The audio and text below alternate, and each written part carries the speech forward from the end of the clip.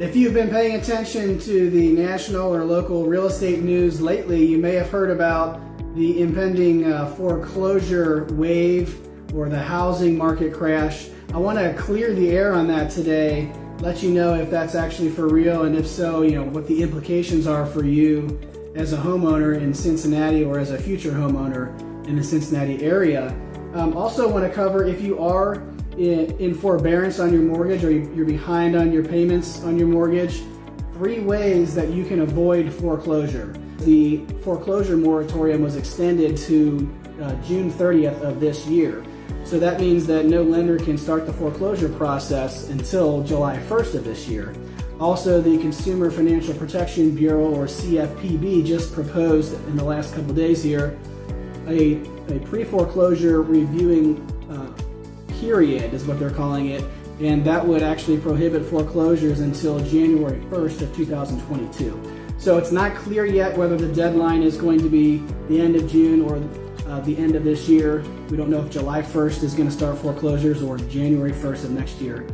The point is to have it, to be aware as a homeowner what's going on and how that's going to affect your home values and potentially inventory in the market in general. So first off, if you're behind on your payments or you're in forbearance, just understand that you're one of approximately 2 million Americans that are in this situation, so there's no shame in that. If you've lost your job due to COVID or the lockdowns, or you've lost income due to that, in many cases, and probably the vast majority of cases, it's not the borrower's fault or the person's fault who is in this situation.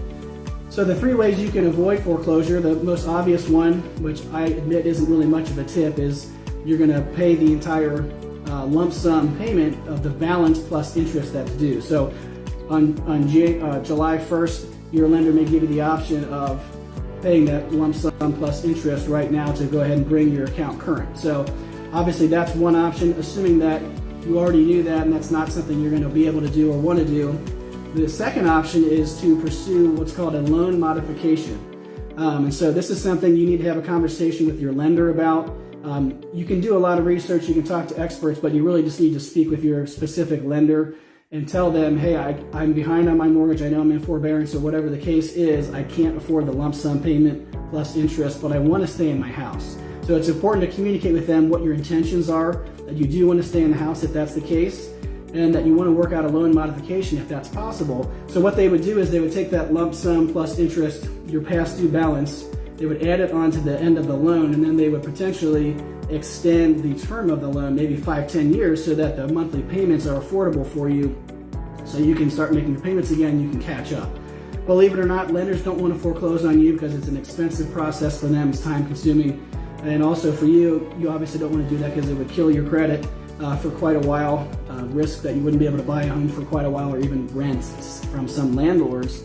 And obviously you don't want to move out if you don't have to. So the loan modification is the best thing you can do if you can work that out.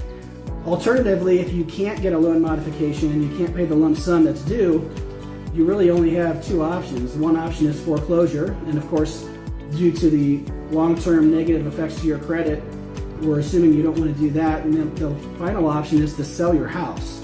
So obviously I'm a real estate agent, so you may think that I'm trying to convince you to sell your house.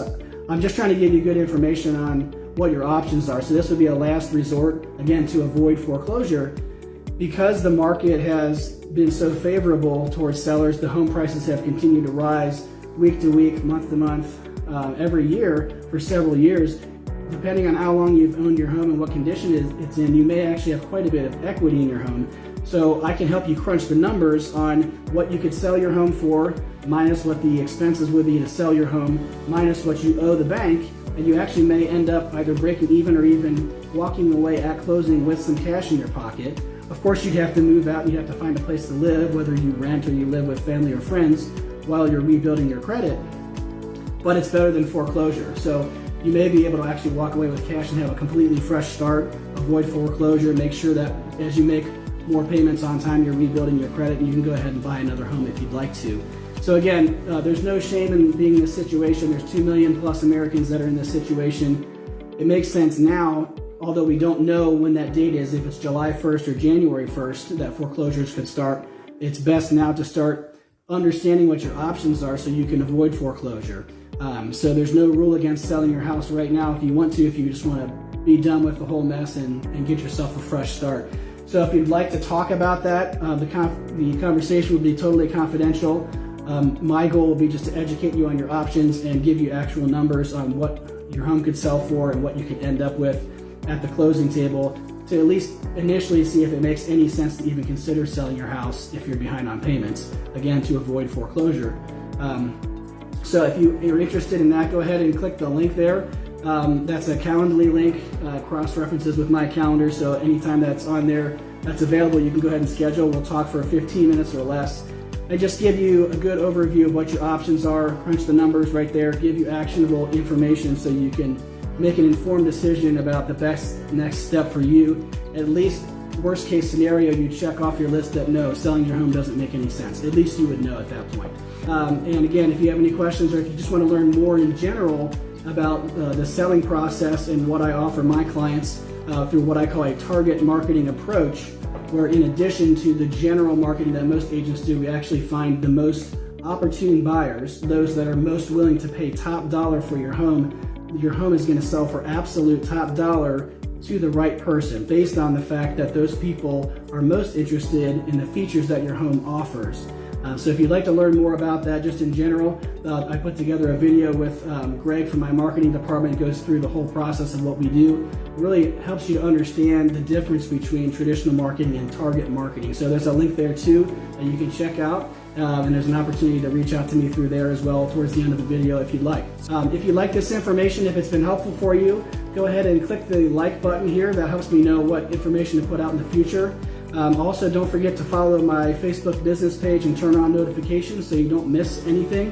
I do market news and buyer and seller tips like this twice a week, so you don't want to miss that. And also, don't forget you can follow my YouTube page there. You can subscribe there to my channel. It's Patrick Grosser Cincinnati Realtor. And also feel free to comment here if you have any topics that you'd like for me to cover in the future that I haven't covered quite yet. It could be as specific or general as you want. I'm always looking for new ideas to educate you and the folks around me here in my local market, Anderson Township in Cincinnati and Northern Kentucky. So don't be shy about that. Let me know. Thanks for watching, and I hope to see you next time.